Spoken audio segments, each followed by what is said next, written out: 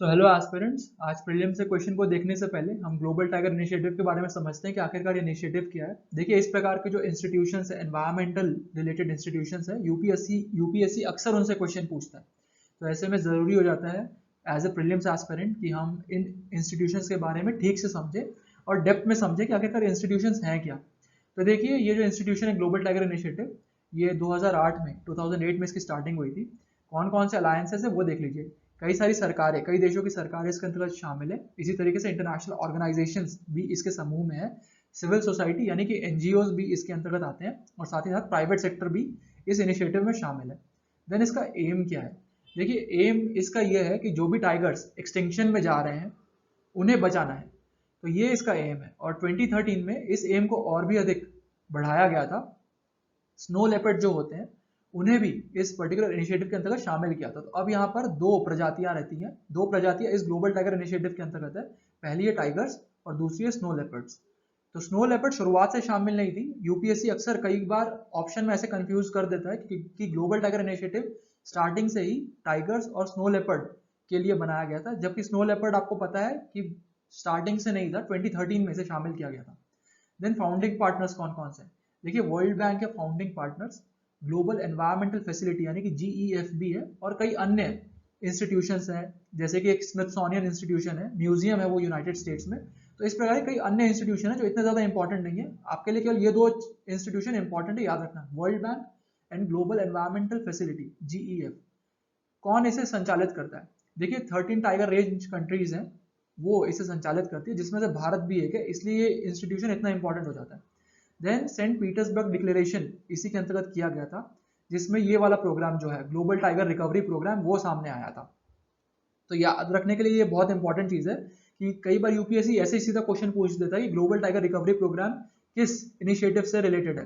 तो ऐसे में वो दे देगा ग्लोबल एनवायरमेंटल फैसिलिटी जीईएफ दे देगा आपको, जीटीआई यानी ग्लोबल टाइगर इनिशिएटिव दे देगा, वर्ल्ड बैंक दे देगा। तो आपको बताना पड़ेगा नहीं, गोल्ड जो ग्लोबल टाइगर रिकवरी प्रोग्राम है जो यहाँ पर दर्शाया गया है, ये जो ग्लोबल टाइगर रिकवरी प्रोग्राम है वो ग्लोबल टाइगर इनिशिएटिव से रिलेटेड है। ठीक है, तो इसका गोल क्या समझते हैं? देखिए, गोल इसका ये है कि जो वाइल्ड टाइगर्स हैं, ये ध्यान रखिएगा, वर्ड बहुत इंपॉर्टेंट है, वाइल्ड टाइगर्स, कैप्टिव टाइगर्स नहीं है यहाँ पर। यूपीएससी आपको यहाँ पर भी कंफ्यूज कर सकता है कि कैप्टिव टाइगर्स है कि वाइल्ड टाइगर्स है। तो वाइल्ड टाइगर्स को ही यहाँ पर बढ़ाने पर बल दिया, डबल उनकी जो पॉपुलेशन है उसे दोगुना करने पर बल दिया जा रहा है। 3200 वर्तमान समय में, उसे 7000 लेकर जाना है। कब तक? 2022 में। तो ये फिगर्स भी याद रखिएगा, क्योंकि यूपीएससी की अक्सर ये आदत है कि वो फिगर्स पर भी कभी कभी कंफ्यूज करने की कोशिश करता है। आपको 7000 की जगह 70,000 लिख देगा एकदम से बढ़ाकर, या 3200 की जगह 320 लिख देगा। तो नंबर्स ठीक से याद रखिएगा। तो चलिए, ग्लोबल टाइगर इनिशिएटिव के बारे में एक कंसेप्ट डिस्कशन था, अब क्वेश्चन देखते हैं। क्वेश्चन भी ग्लोबल टाइगर इनिशिएटिव से रिलेटेड है। तो देखिए, जैसे मैंने आपको पिछले वीडियो में ऐसे क्वेश्चंस को हल करने का तरीका बताया था, तो क्या करना है आपको, आप सीधा फर्स्ट स्टेटमेंट पढ़ने मत लग जाइएगा। जो इतना बड़ा स्टेटमेंट दिया है उन्होंने, ये जो इतना बड़ा स्टेटमेंट आया उसे मत पढ़िए, सीधा थर्ड स्टेटमेंट में जाइए जो सबसे छोटा है। क्या लिख रहा है कि UNEP was one of the founding partners of the initiative. हमें पता है वर्ल्ड बैंक था और ग्लोबल एनवायरमेंटल फैसिलिटी थी, यूएनईपी तो कहीं था ही नहीं। तो ये जो स्टेटमेंट है वो तो गलत है। तो सीधा ऑप्शन में जाइए, ये आपका स्टेटमेंट, ये वाला ऑप्शन हट गया, ये ऑप्शन एलिमिनेट हो गया। अब क्या हो गया, 1 2 या 1 ऑनली? तो 1 आपको पढ़ने की जरूरत ही नहीं है, क्योंकि यहाँ पर दोनों ही ऑप्शन में 1 है। अब 2 पढ़िए, the scope of the initiative was broadened to include snow leopard. तो हमें पता है कि हाँ, स्नो लेपर्ड को भी इसके अंतर्गत शामिल किया है। तो ये जो स्टेटमेंट है वो करेक्ट है। तो यानी कि आपका 1 और 2 ऑप्शन करेक्ट है और 1 ऑनली गलत है। तो इस तरीके से आप ऑप्शन के थ्रू आंसर पर अराइव कर सकते हैं।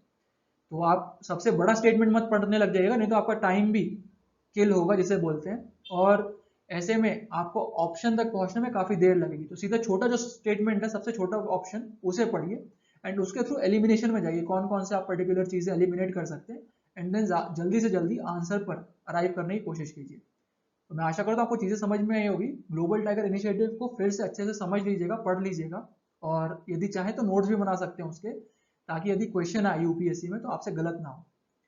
Thank you.